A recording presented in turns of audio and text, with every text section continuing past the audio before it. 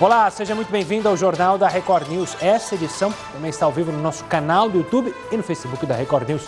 Vamos aos destaques desta quarta-feira. Alta do arroz. Para tentar frear aumento, o governo zera imposto para importação do produto até dezembro. Inflação fica em 0,24% em agosto. O resultado é o mais alto para o mês desde 2016.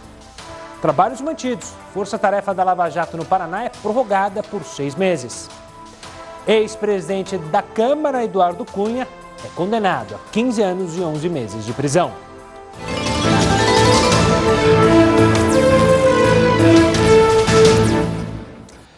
E a Câmara de Comércio Exterior, ligada ao Ministério da Economia, decidiu zerar a taxa de importação do arroz. A medida valerá para cotas de 400 mil toneladas do produto até o final do ano. Ela tem como objetivo tentar reduzir o custo do arroz importado para então aumentar a oferta e conter a alta de preços do produto aqui no país. Atualmente, a alíquota de importação do arroz vindo de países de fora do Mercosul varia entre 10% e 12%. De acordo com o Ministério da Economia, o arroz importado representa cerca de 10% do consumo do produto aqui no Brasil. E olha, a inflação dos alimentos pode trazer vários impactos econômicos. A alta nos preços pode, inclusive, encarecer os aluguéis. O IBGE divulgou nesta quarta-feira a inflação oficial do país para agosto. O índice ficou em 0,24%. É o maior número para o mês em 4 anos. E o resultado ele foi influenciado principalmente pela gasolina e os alimentos. É evidente que essa inflação impacta o bolso dos brasileiros. Quem costuma ir para o supermercado já reparou que a conta está ficando cada vez mais cara. Mas uma consequência dessa alta nos preços pode passar despercebida.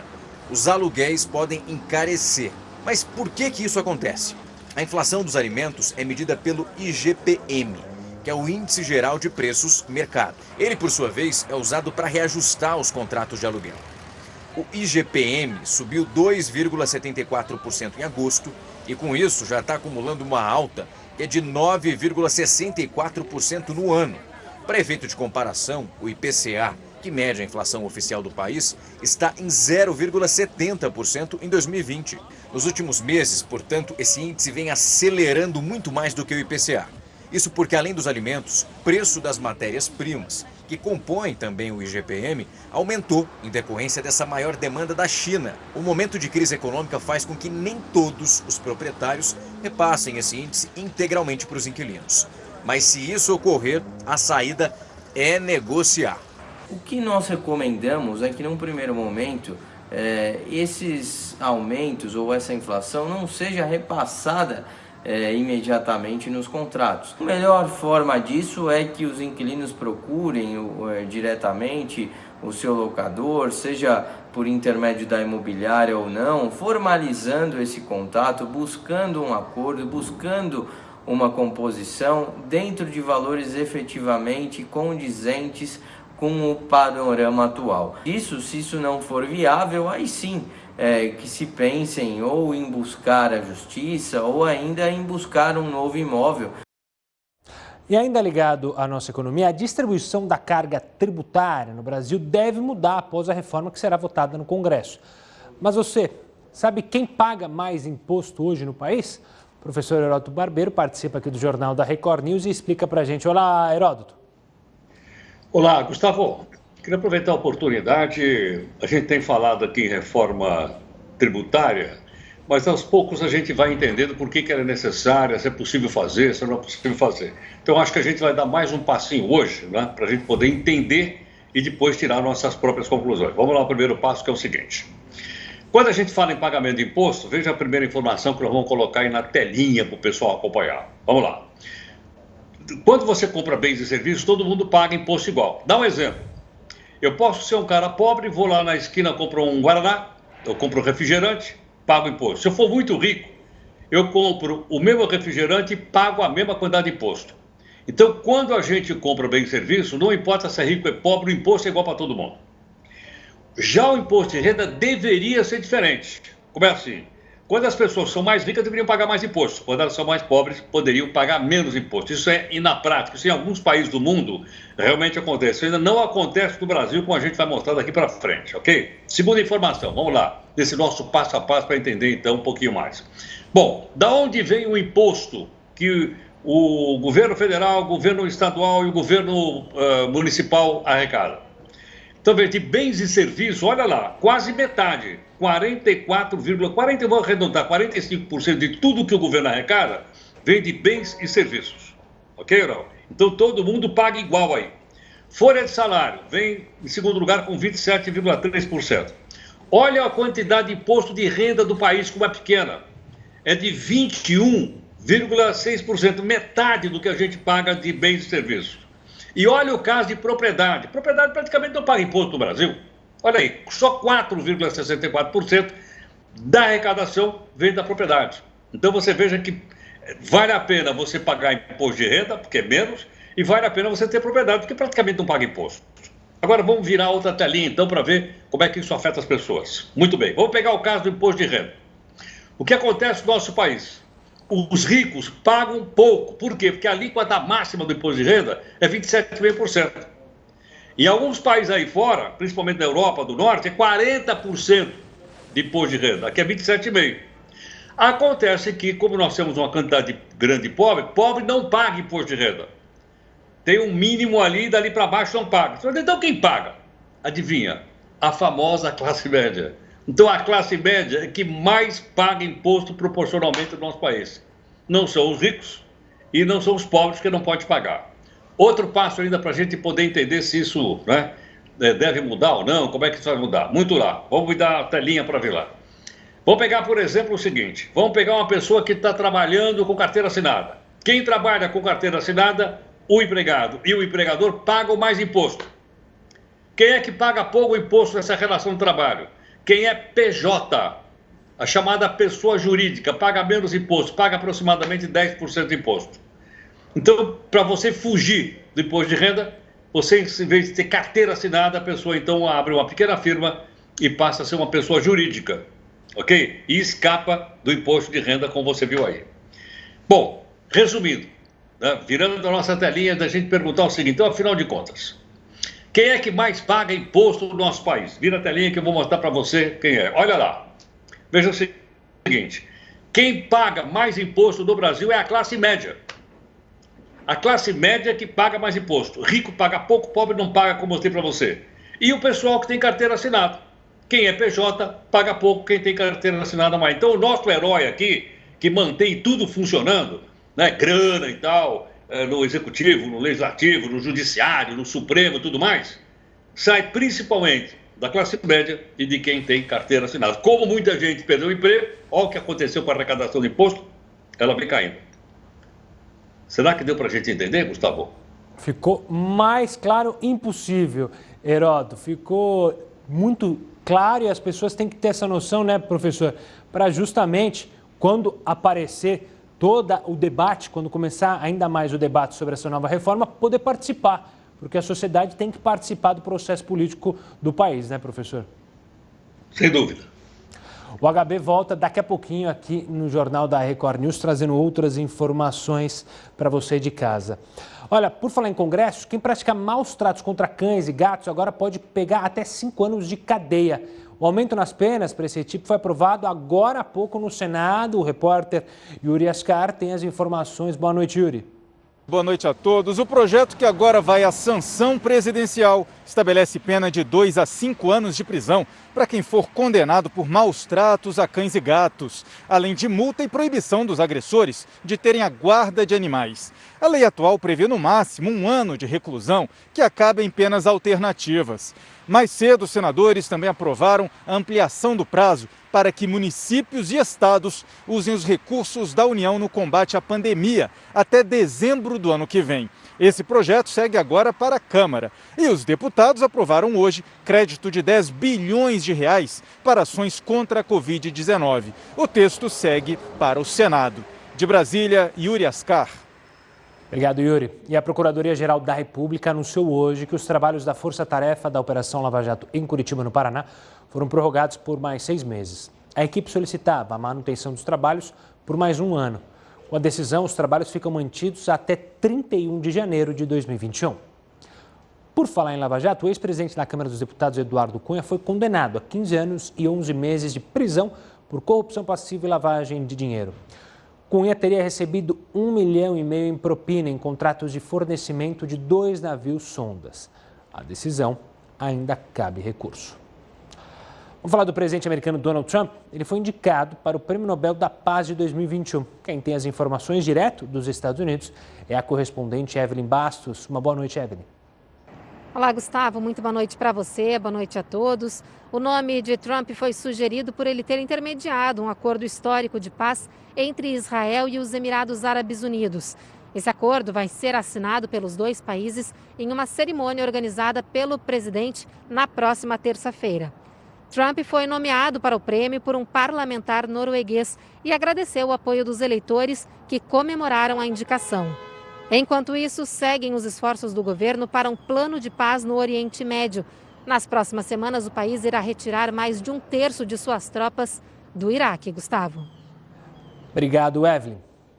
Vamos agora com a opinião do colunista Rodrigo Constantino.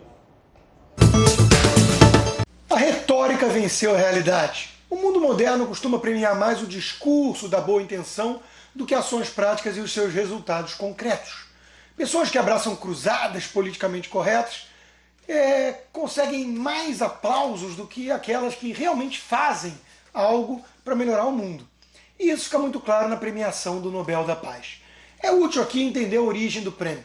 Em 1889, os irmãos Nobel do ramo de petróleo completaram um duto de mais de 40 milhas nas montanhas da Rússia, graças ao uso de toneladas de dinamite criada por Alfred Nobel. Quando Ludwig Nobel morreu, alguns jornais europeus o confundiram com seu irmão. Lendo então o seu obituário prematuro, Alfred ficou abalado ao descobrir que ele era retratado como o rei da dinamite, que tinha feito fortuna por meio da morte de inocentes. Ele resolveu então reescrever o seu testamento, deixando uma boa parte do dinheiro para a criação de prêmios que iam perpetuar o seu nome de forma mais honrosa. A dinamite era assim substituída pelo Nobel da Paz. Tudo pelas aparências. A lista de vencedores do prêmio, desde então, conta com gente séria e merecedora, sem dúvida. Martin Luther King Jr. é um exemplo que vem à mente, entre outros. Por outro lado, alguns nomes na lista simplesmente não fazem sentido algum. O que o ex-presidente americano Jimmy Carter está fazendo ali, por exemplo? Ele que teve uma gestão medíocre. Outro agraciado com o prêmio foi Kofi Annan, ex-secretário-geral da ONU. Annan comandou a entidade durante o programa Petróleo por Comida, para lidar com a ameaça do Iraque. Hoje se sabe que esse programa foi um verdadeiro antro de corrupção, envolvendo inclusive o nome do seu filho. Mais um estranho vencedor do prêmio foi Gorbachev, líder da União Soviética durante a sua acelerada decadência. Gorbachev recebeu o prêmio pelo fim da Guerra Fria. Não foi Ronald Reagan quem mereceu o prêmio na ótica dos responsáveis. Ele que mandou Gorbachev derrubar aquele nefasto muro e investiu no setor militar americano para debilitar os devaneios imperialistas soviéticos. O mais estarrecedor foi quando o Prêmio Nobel da Paz foi parar nas mãos de ninguém menos do que Yasser Arafat, líder da OLP na época, que é um grupo terrorista. Em 2007, Al Gore foi o vencedor. Uma vez mais, era a vitória da retórica sobre resultados concretos. Os ambientalistas odeiam o progresso capitalista e comemoraram. Só que o documentário é pura fake news. Obama levou o prêmio antes mesmo de começar a governar. Era, novamente, pura retórica. Agora, um escandinavo propôs o nome de Donald Trump entre os candidatos. Ele merecia, sem dúvida, por sua atuação nos acordos de paz no Oriente Médio. Mas é pequena a chance. Parece mais um protesto. Outra candidata é Greta Thunberg, a menina mimada que mata a aula para salvar o planeta e ficar apontando dedos para as autoridades democráticas, vale notar, como o presidente Bolsonaro. A China, ela deixa em paz. E claro, ela tem mais chance de ganhar do que o Trump, pelo histórico do troço aí. É bom lembrar também que indicações para o Prêmio Nobel são à vontade. Qualquer um pode indicar A organização que comanda o prêmio recebe as indicações, não as comenta, mas qualquer um pode ser indicado ao Prêmio Nobel da Paz. Voltando aqui ao Brasil, o diretor do Instituto Butantan, Dimas Covas, afirmou que até o fim de setembro, todos os 9 mil voluntários do Brasil devem tomar a Coronavac. A vacina contra o coronavírus está sendo desenvolvida em parceria com a chinesa Sinovac Biotech. A instituição prevê o início da análise dos testes de eficácia da Coronavac a partir do dia 15 de outubro. De acordo com Covas, o Instituto poderá disponibilizar até maio de 2021 cerca de 100 milhões de doses da Coronavac. Vamos falar agora da outra vacina, que é a vacina da Oxford. Os testes com essa vacina foram interrompidos, a gente falou bastante, por uma possível reação adversa em um voluntário. Mas a gente quer saber, esse tipo de procedimento é comum? Isso está dentro dos testes? É uma coisa normal, entre aspas? A reação é apenas uma pessoa entre milhares que já tomaram a vacina. Isso pode, de fato, colocar o projeto em risco? A Mônica Levi, diretora da Sociedade Brasileira de Imunizações, vai explicar para você aí de casa sobre essa interrupção. Mônica, obrigado pela participação aqui conosco no Jornal da Record News. A gente tem poucas informações desse paciente que teria tido uma reação adversa. Mas é comum em testes de vacina essa paralisação para entender o que aconteceu, mesmo que seja só em uma pessoa? Uma boa noite, Mônica. Boa noite a todos, boa noite, obrigada. Sim, é muito comum, isso faz parte do protocolo dos estudos, tá? Quando você faz esses estudos em fase 2, 3, a gente tem que averiguar a segurança.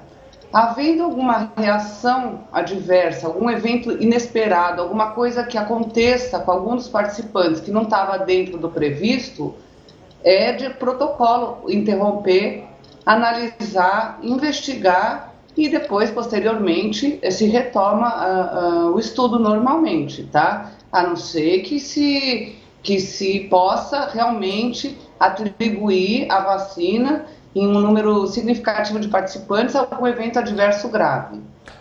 Ô, Mônica, no caso desse... Pois não, pode falar. Só para deixar bem claro, assim, vamos colocar de uma maneira mais simples, desde uma reação adversa que não estava ali no protocolo, uma coceira simples que não tinha sido identificada, até um caso mais grave de ter que levar o paciente para a UTI, é paralisado o teste, é isso? Não. Eventos adversos que a gente considera leve ou moderados não paralisam testes, são notificados e entra dentro de uma estatística.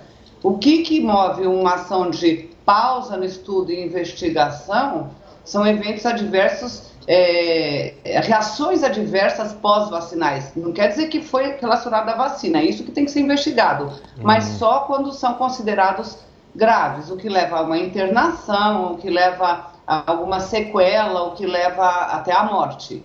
Por exemplo, um participante tomou a vacina, morreu, muito provavelmente aquela morte não tem nada a ver com a vacina, mas temos que investigar aquela morte para ver se não se correlaciona com a vacina. Claro. A Mônica, ficou mais claro? Eventos adversos como coceira, que você disse, não é uma reação grave que paralisaria um estudo. A gente só exemplificar para as pessoas entenderem, e acho que agora ficou bem claro.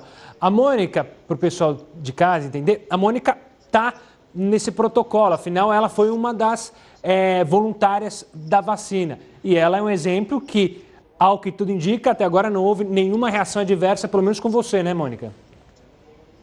Sim, houve uma reação adversa perfeitamente tolerável, leve. Eu senti dor de cabeça por um dia, uma dor de cabeça não muito intensa e uma moleza. Eu senti. Embora eu não tenha como ter certeza se eu tomei a vacina ou o placebo. No caso desse paciente, que foi o motivo da suspensão do estudo temporariamente, no caso dele foi a vacina mesmo. A gente sabe que ele tomou a vacina da Covid.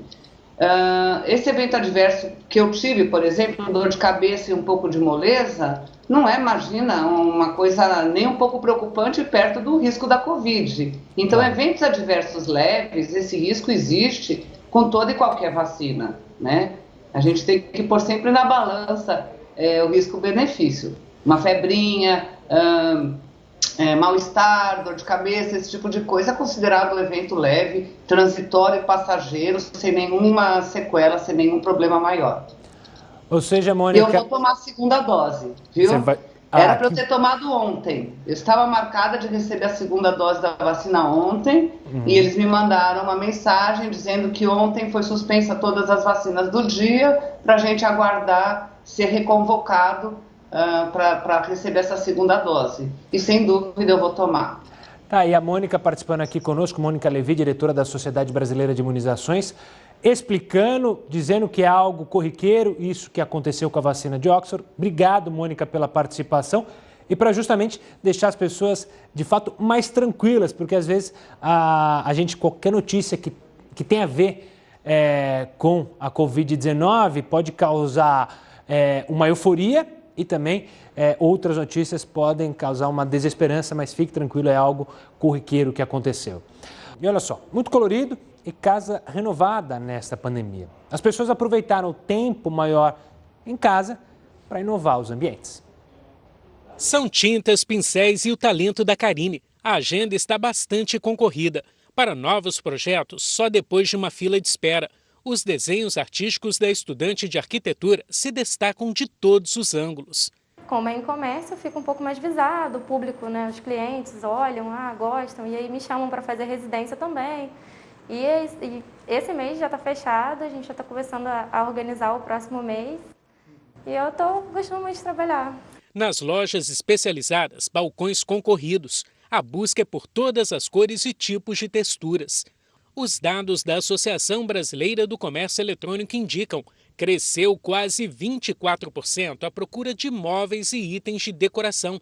Os estoques de acessórios também foram reforçados junto aos consumidores. Do chão até o teto, são produtos para vários gostos. As pessoas em casa começam a ajeitar daqui, ajeitar dali. E aí teve essa venda muito boa aí, essa melhoria e a esperança, a expectativa que melhora a cada dia. A renovação de ambientes residenciais é a principal motivação das vendas nesta pandemia do coronavírus. Nem durante o lockdown, os negócios foram paralisados em Campos. Opções como o delivery e o takeaway foram bastante utilizadas pelos consumidores. De pequenas obras a grandes reformas, a tendência é que o faturamento permaneça acelerado com a chegada de benefícios como o 13º salário. Conforme as negociações, os pedidos podem ter descontos no pagamento à vista. O Iago, que é arquiteto, teve que reforçar o time de funcionários para atender os clientes. A gente está trabalhando todo mundo de casa, em home office, e tem sido recompensador demais executar projetos dessa forma, à distância. A gente faz visitas, todos de máscara, claro, mas a gente evita ao máximo e tenta fazer toda essa intermediação por WhatsApp ou por chamada de vídeo. E até nos consultórios médicos os pacientes se deparam com novidades. A clínica reabriu com paredes inteiras de cara nova.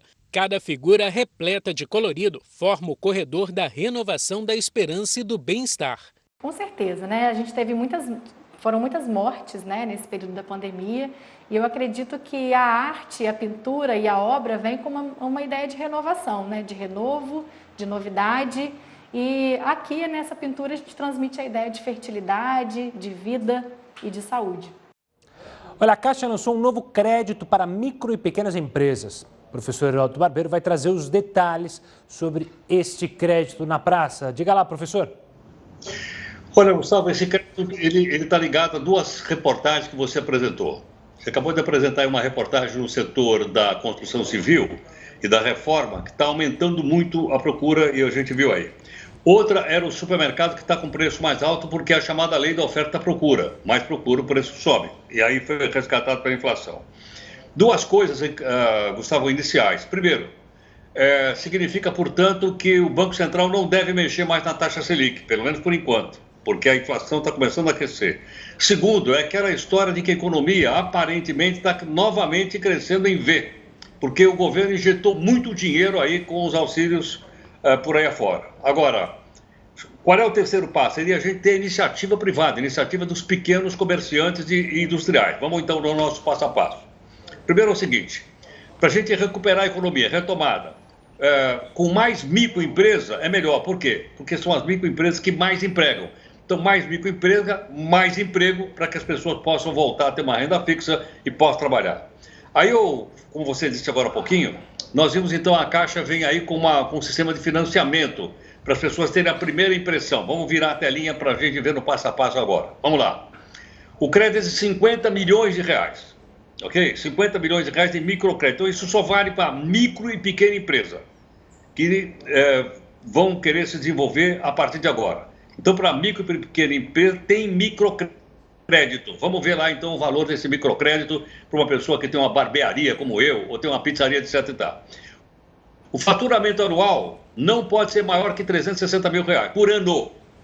Aí a microempresa pode ir lá na Caixa e pedir um empréstimo. Até quanto? Até 20 mil reais. Ela pode pedir emprestado na Caixa, vai lá e 20 mil reais. Ou para começar o negócio, ou para desenvolver o seu negócio.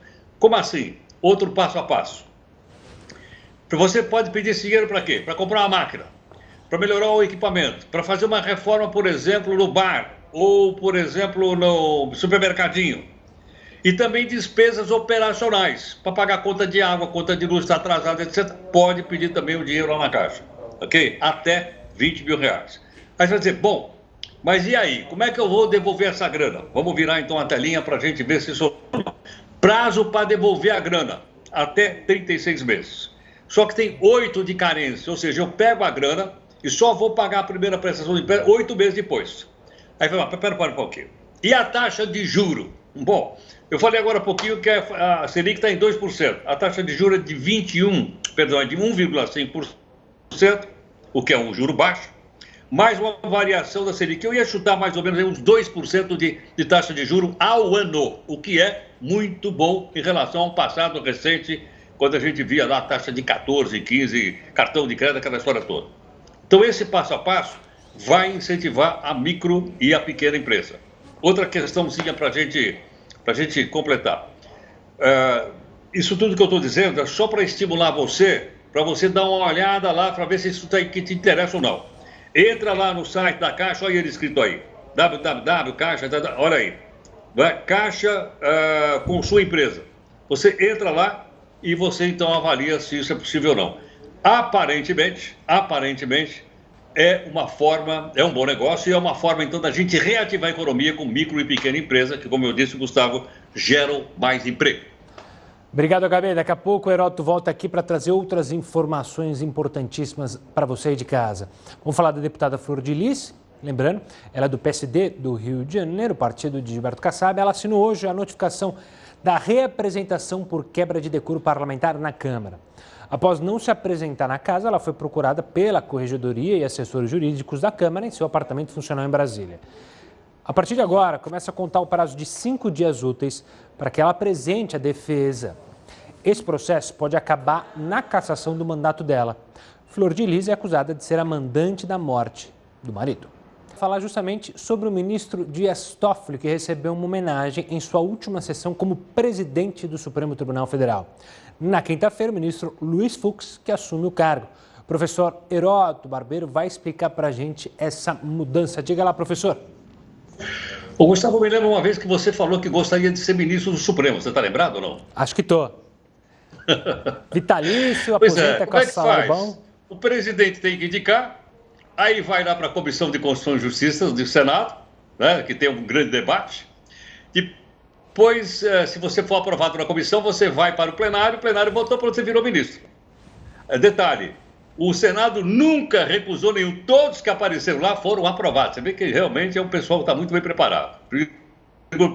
Agora vai dizer, bom, mas como é que a gente vira ministro do presidente do Supremo? Aí o Dias Toffoli, que é o presidente, está saindo. O Fux está entrando.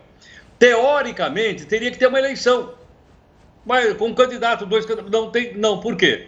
Porque o pessoal se reúne e faz o seguinte, olha, vamos combinar assim.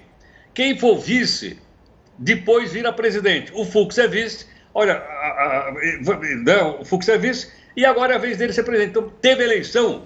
Teve, mas foi aquela eleição entre amigos ali, né, com 11 votos ou 10 votos e tal. E assim funciona. Agora, o ministro Fux, que assume amanhã, tá aí o ministro aí, ele vai, por exemplo, administrar um orçamento. Deixa eu botar meu óculos aqui para a gente ver quanto é que é o orçamento que eu vi aqui. Está no portal da transparência. É só você entrar lá, você acha tudo que você quiser ver lá. Eu achei o seguinte, o ano que vem, o orçamento vai ser de 712 milhões de reais. É muito ou é pouco? Nós pagamos imposto? Bom, não sei. 712 milhões de reais. A Câmara Municipal de São Paulo custa 600 milhões, o Supremo custa 712, ok? Você vai, mas qual é o salário? Salário direto do ministro, teto, é de 39 mil reais. Porém, eu queria dizer o seguinte, tem uma quantidade realmente extraordinária de funcionários lá. Tem mais de 2.800. Mas será que cabe naquele prédio? Não sei. Eu olhei no portal, tem 2.800 funcionários lá. Está dizendo que para cada ministro, são 11, tem 256 funcionários. Claro que é espalhado no prédio. Agora, pessoalmente, cada um tem de 25 a 30 funcionários. Cada ministro tem de 25 a 30 funcionários, total, dividido em tal, dá 256. Outra coisa, já teve distorção de salário? Já. De funcionário? Já. Para ter uma ideia, no ano de 2017, teve funcionário que ganhou entre 38 mil e 287 mil reais. Vou repetir. Alguns funcionários ganharam entre 38, que é o que ganha o ministro, hein? A 287 mil reais, porque tinha acumulado o XYZ. Então é isso que o ministro vai ter que, o ministro Fux, vai ter que, logicamente, operar direitinho isso aqui, acompanhar, porque, como eu disse, isso aqui é o seguinte, é dinheiro público, é do nosso imposto, não é? Que mantém, então, um dos poderes da República importante, como os outros dois, que é o Poder Judiciário. Então, amanhã está aí o ministro Fux para administrar o Supremo Tribunal Federal. Agora, eles podiam reduzir um pouquinho esse valor, né? 712 milhões. Está incluída aquelas comidinhas que estavam no orçamento anterior? Tá. As comidinhas estão lá, tá daí. Corrigidas pela inflação. Né? Aí a pessoa pode até, não sei, ficar um pouquinho mais gorda. Mas a gente vai acompanhar. É isso aí, Gustavo. Valeu, HB. Até a próxima. Amanhã a gente se encontra aqui no Jornal da Record News. Olha, câmeras de segurança são cada vez mais comuns nos ambientes. Mas há um limite para a implantação delas dentro de condomínios? A Sandra Gruber, advogada especialista em direito imobiliário do escritório FP Moreno, vai explicar para a gente. Sandra, obrigado pela participação aqui conosco. Qual é, então, esse limite para as câmeras que são instaladas nas áreas comuns de tantos condomínios espalhados aí pelo Brasil? Uma boa noite, Sandra. Boa noite, Gustavo. Boa noite a todos. É um prazer estar aqui no Record News. Hoje em dia, né, nós precisamos primeiro esclarecer que no Brasil não existe uma lei que defina as regras da onde se pode utilizar as câmeras de monitoramento e aonde não se devem usar. Nós nos pautamos pelas normas constitucionais, né? Nós temos aí algumas garantias fundamentais dos indivíduos, né? E dentre elas, que estão em jogo nessa questão do uso de câmeras, nós temos a da inviolabilidade do direito à intimidade, à honra, à vida privada e à imagem, e por outro lado, o direito à segurança e ao patrimônio. Então, os condomínios se veem num grande desafio, porque não existe uma norma específica, mas nós temos que trabalhar com essas duas garantias. Então, via de regra, para que sejam utilizadas câmeras de segurança, né, com a captação de imagens, é importante que os ambientes estejam identificados com uma placa que informe moradores, trabalhadores e visitantes sobre o uso desses equipamentos de segurança. E que também eles sejam informados que essas imagens geradas e armazenadas pelos condomínios são absolutamente confidenciais e protegidas, tá? A violação de algum direito à intimidade pelo uso inadequado dessas imagens pode responsabilizar o síndico e eventualmente até o próprio condomínio, né, na responsabilidade de indenização por danos materiais e morais. Então, diante da inexistência de uma regra específica, como você se pautar para dizer aonde pode instalar e aonde não pode ser instalada uma câmera de monitoramento? A gente utiliza, em primeiro lugar, o bom senso, né, a boa-fé e também decisões judiciais que vêm pautando o assunto. Por exemplo, hoje já é admitido de forma tranquila o uso de câmeras de monitoramento em locais onde você tem uma grande circulação de pessoas e de bens, como veículos, por exemplo. Então, guaritas, garagens, elevadores, halls, corredores, muros, né, de divisa. Estes locais podem ser monitorados hoje com uma certa pacificação de entendimento, sem grandes questionamentos. O problema incide naquelas áreas que são destinadas para uso exclusivo dos condôminos ou que o monitoramento realmente viole a intimidade das pessoas. Então, por exemplo, não se recomenda e não se vê sendo admitido o uso de câmeras em vestiários, em banheiros, em saunas, por exemplo. Já em outras áreas do condomínio, esse uso já é questionável hoje, já tem sido admitido, como, por exemplo, as piscinas, salões de jogos, churrasqueiras. Contudo, o síndico, né, e o condomínio em geral precisa tomar muito cuidado com o armazenamento e a exposição dessas imagens. Então, ambientes onde as pessoas estão mais livres, no momento de lazer, precisam ser colocadas num ambiente fechado, onde apenas o síndico possa ter acesso. Tá? Então, se o condomínio optar pelo monitoramento dessas áreas, ele precisa dobrar os cuidados na hora de armazenar e de acessar essas imagens. Tá certo, Sandra, quero agradecer demais a participação e a explicação super simples sobre esse uso das câmeras. São tão comuns nos condomínios e não existe uma legislação específica sobre esse assunto. E o Jornal da Record News fica por aqui. Tenha uma ótima noite e até amanhã.